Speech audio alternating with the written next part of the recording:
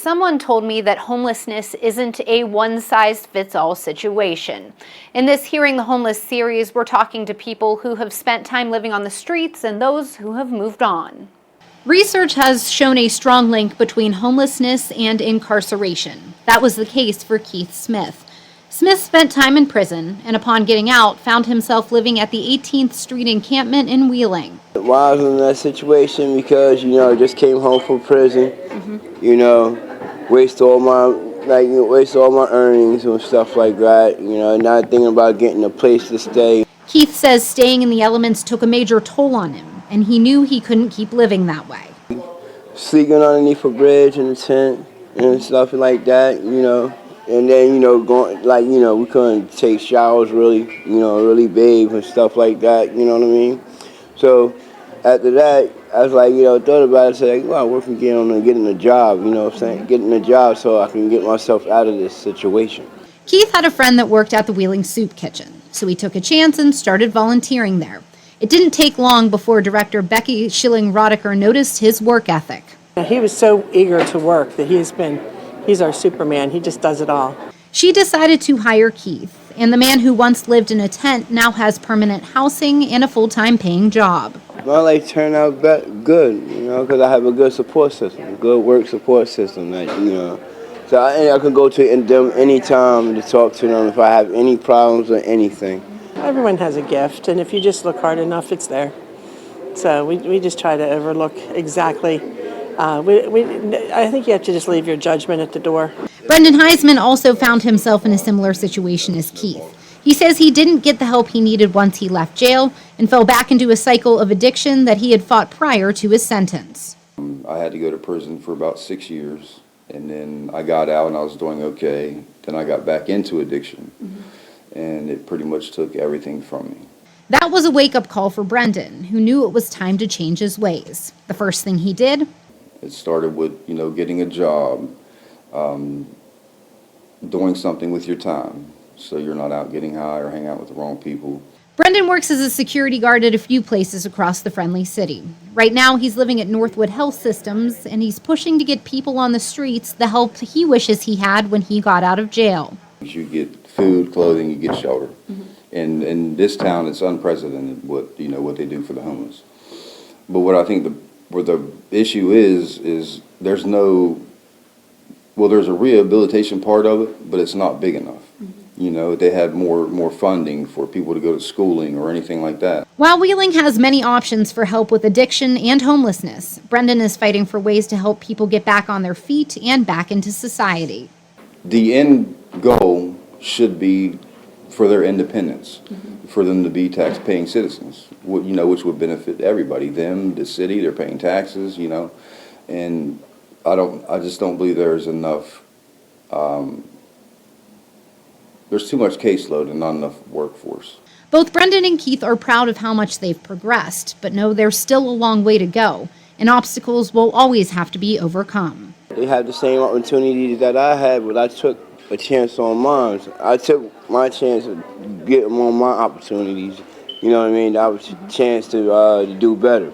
Everybody else do have a chance to do better. They just have to work on it themselves. I wouldn't consider myself a success yet. It's a work in progress. Tomorrow we will talk to two women who are currently in search of housing, but doing what they can to get help.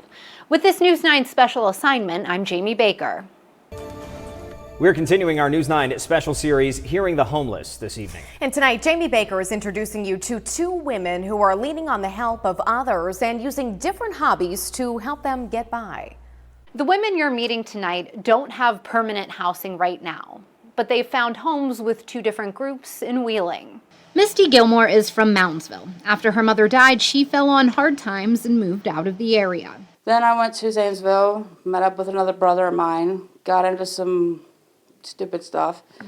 And I'm like, you know what, since everybody's gone, I need to come back to West Virginia. But I was in a bad relationship for about 9 years.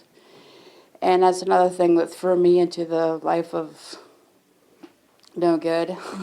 Gilmore was able to finally leave that relationship and made her way back to the Ohio Valley. For the last 5 years, she and her father have been living in their car. But it is difficult, but we've been making it work. things aren't as easy as they used to be.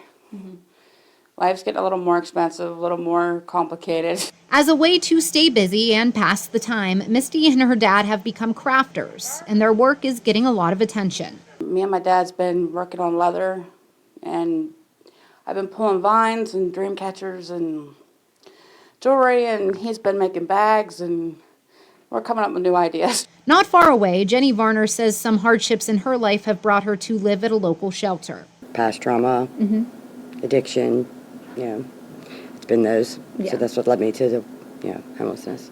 Both Jenny and Misty have found places that feel like home for them, though.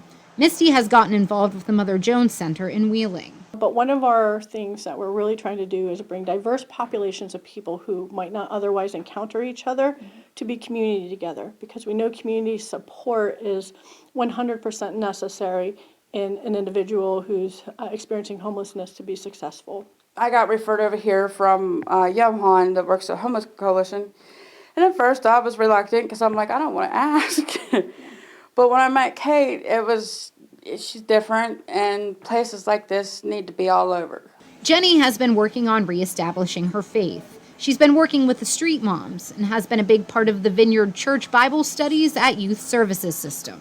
Our mission is to help people find and follow God, because if we believe that we are all children of God, then then people need to understand that. And sometimes in homelessness or depression, people lose that. They lose that identity in themselves. I would say getting past the homelessness, like putting my faith in something else. I've tried everything else, so maybe God is the right way to go. Both women say they're grateful they've found the help and support from these organizations and wish others would have the same kind of understanding toward their situations. I would say we all have feelings. Like, we're not just the homeless. Like she said, we all have a story. Something led us there. We didn't choose it. I wish that everybody cared and asked questions. I guess not everybody has the same story. Our series will continue tomorrow night as we take a look at a few of the groups that are helping those living on the streets and how the city of Wheeling is working with them. With this News 9 special assignment, I'm Jamie Baker for News 9. In our final installment of our News 9 special assignment, Hearing the Homeless, News 9's Jamie Baker spoke to Wheeling organizations helping those living on the streets. She also heard from one city official on what they're doing to help end the cycle. There is no lack of help for people living on the streets in the city of Wheeling. Numerous organizations are doing everything they can to give folks shelter and meaning. The Mother Jones Center for Resilient Community strives to bring people of all backgrounds and communities to the same table.